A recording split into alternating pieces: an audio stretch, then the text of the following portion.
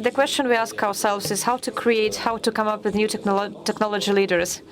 My emphasis is that a startup doesn't always end up becoming a technology leader. We have a stereotype according to which startups and innovations are the same. Actually, it is not. A technology leader is someone competitive at the world market. Usually it comes with deep tech, it comes with sophisticated technology and deeper knowledge that the others don't have. And my answer to the question of how to raise new technology leaders in Russia, my answer is no way. Why? I will just tell you why it's not possible on the example of our company. Our company is a deep tech. We produce new materials, new lasers, new systems based on those materials, and now we supply those technologies to 85% of the motor vehicles market. I'm incorporated in Switzerland. I live myself in Zurich, but not in Russia, and I'll explain you why. The story goes as follows. I receive a phone call from a German car-making company who deals with procurement.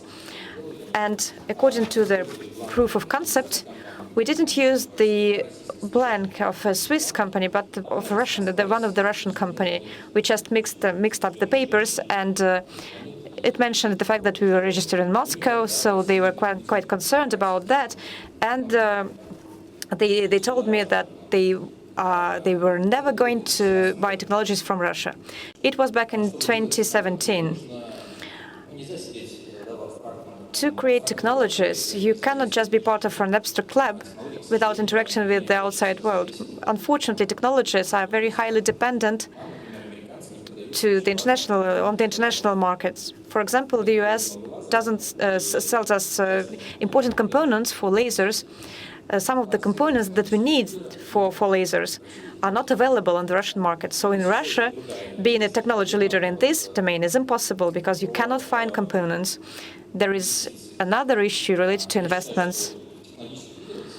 I think that for technology leaders, venture capital could be a risk because they don't know how to invest properly. And I would like to thank Mr. Galitsky, who is here among the audience, because he persuaded some of the Russian investors to invest in WayRay. Unfortunately, some of those investors are now under sanctions, so we don't have any more Alibaba, Porsche, and other investors from the international sphere. So that's part of the answer why we cannot have technology leaders.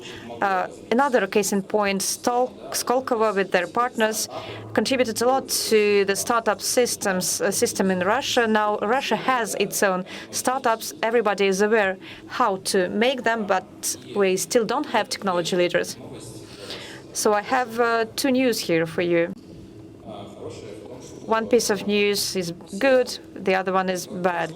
The good one is that Russia can have founders who can create or contribute to the creation of technology leaders. That's a good news because according to the Steve Jobs' model, about